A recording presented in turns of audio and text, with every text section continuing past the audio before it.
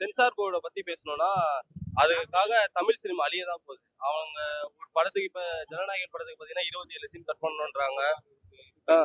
இப்போ சிவகார்த்திகேயன் அவரோட படத்துலயும் 23 சீன் கட் பண்ணணுன்றாங்க. இதனால தமிழ் சினிமாக்கு அழிவு தான் வந்துட்டு இருக்கு.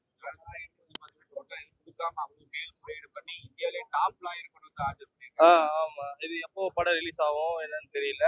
அண்ணன் தம்பி பொங்கல் வரும்னு பார்த்தா இப்ப தம்பி பொங்கல் மட்டும் தான் வந்துட்டு இருக்கு. சரி, ஓகே, பரவாயில்ல. தளபதி துப்பாக்கி கொடுத்துட்டு போயிட்டாரு. அவரும் அடுத்த தளபதியா அவரும் வரான்னு தெரியல. ஆனா எஸ்கேவா அவரு இருப்பாரு. ஆமா, கண்டிப்பா. ஆனா இது வந்து ஸ்டேட் கவர்மெண்ட் கிடையாது, இது வந்து சென்ட்ரல் கவர்மெண்ட் தான். அதுக்காக பாலிடிக்ஸ் இருக்குமான்னு கேட்டா டவுட் தான். சின்ன கேஸுக்கு இந்தியாவில டாப் லாயர் வந்துட்டு டெல்லியில இருந்து அது கரெக்ட் தான். ஆனா இது சென்சார் போர்டை பொறுத்து பாத்தீங்கன்னா சென்ட்ரல் கவர்மெண்ட் தான், இது ஸ்டேட் கவர்மெண்ட் வராது. அது எல்லாரும் பாலிடிக்ஸ் சொல்றாங்க. அது அவங்க எடுக்கிற முடிவு தான். சென்ட்ரல் பாலிடிக்ஸ்க்கும் நம்ம அண்ணன் இருக்காரு, சொல்லியிருக்காரு தான். அது தெரியல, பாப்போம் எப்படின்னு. படம் ஆனா வரும் கண்டிப்பா. வர அன்னைக்கு பொங்கல் என்னைக்கு வருதோ அது முக்கியம் இல்ல. தளபதி படம் வர அன்னைக்கு தான் பொங்கல், தீபாவளி எல்லாம். அது ஒரு தனி ஃபெஸ்டிவல்.